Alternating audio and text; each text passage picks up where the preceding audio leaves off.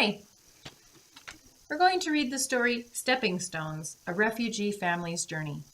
And as we read, I'll be asking some questions before, during, and after reading. I like asking questions while I read because it really helps me connect to a story and it helps me to always be thinking about what I'm reading, making sense of it. So, right off the bat, I'm wondering,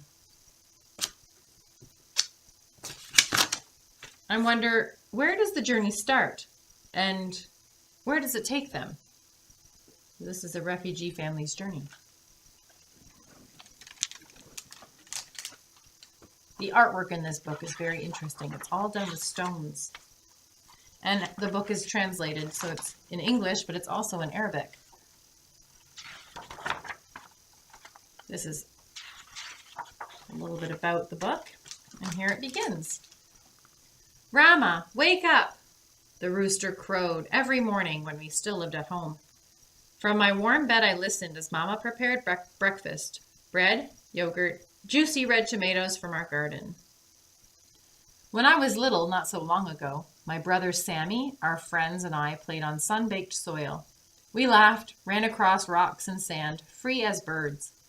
When Papa came in from the fields, he would sit for a time under the orange tree and tell stories of our ancestors.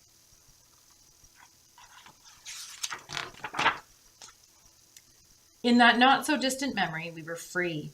Free to play, free to go to school, free to buy fruit and vegetables at the market, free to laugh and chat, drink tea with neighbors, always 3 cups. But that was then, and this is now. Back then, Gito, my grandfather, fished. Papa worked in the fields. Mama sewed silk scarves for me and my dolls. Wrapped in silk and hugs, I didn't know our lives would soon change forever.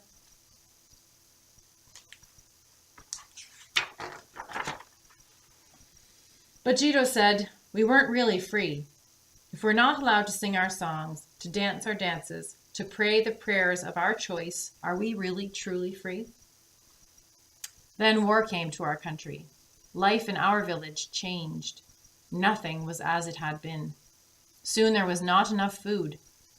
Rama, share this bowl of soup with Sammy. I didn't know then that Mama would go hungry. But we still had Mama's hugs and Gito's arms to hold us. Then the birds stopped singing. People began to leave our village. First a trickle, then a stream, across dusty fields under a burning sun, a stream driven by hope, mothers, fathers, children, seeking a better place, a better life. A river of strangers in search of a place to be free, to live and laugh, to love again, in search of a place where bombs did not fall, where people did not die on their way to market. A river of people in search of peace. I don't have a question about this page, but I have a little bit of a connection because I remember almost the exact same words from that CBC news reporter who said, first a trickle and then a torrent. So this book has first a trickle, then a stream. And in the news article, they talked about a torrent. So it was interesting to me that they used the same wording to describe the flow of refugees.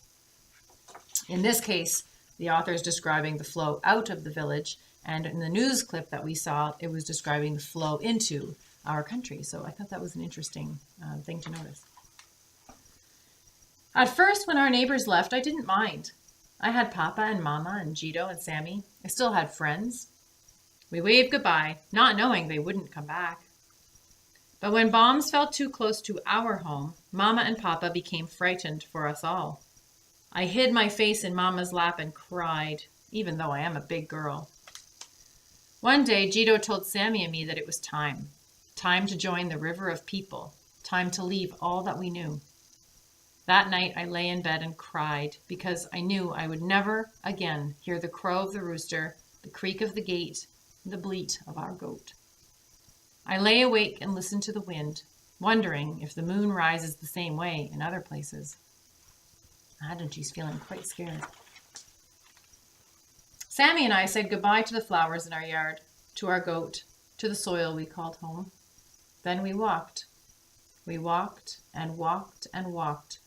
I tried to match my steps to Gito's long strides. I tried to hold Mama's hand, but she carried blankets, a bundle of clothes. I carried only memories in my heart. We walked, sometimes alone, but mostly with many others. Everyone fleeing the war, running away from the bombs. Papa carried little Sammy and more on his back. When I grew so tired and cried, Papa told me we were walking toward a bright new future. We walked to the end of the earth, and when we reached it, there was the sea. We set sail on waves of hope and prayer. I was frightened as the waves battered our little boat. And not everyone made it safely across. We said prayers for those whose journey ended at sea. When we arrived on land once again, Mama and Papa planted seeds to grow flowers, to remember those who did not reach freedom. Must have been a dangerous journey. And on we walked. Tired. I was so tired. My feet felt like the rocks on which we walked. My legs were trees rooted in the soil. On we walked. But now we walked across lands free from war, free from guns and bombs, free from fear. Now we walked in hope.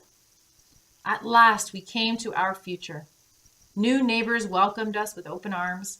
I heard their voices but didn't understand their words. But when I saw their smiles, I knew what the words meant. Stay, they said. Stay here with us. You will be safe now. No more war. They shared what they had. Clothes, food, even a new doll. We have a new home now. A home with new sounds and smells, with smiles and people who help.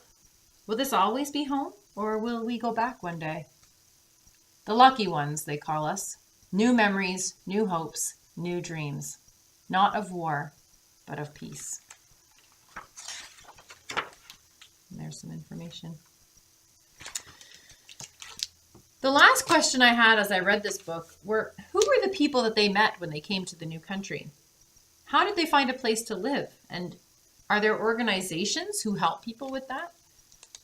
I'm curious about refugees coming to Ottawa. Are there places where people can volunteer or help or make a difference in some way? So I think that will be my next step, is to do some research and find out maybe how I can get involved to help some of these families who are coming to our community.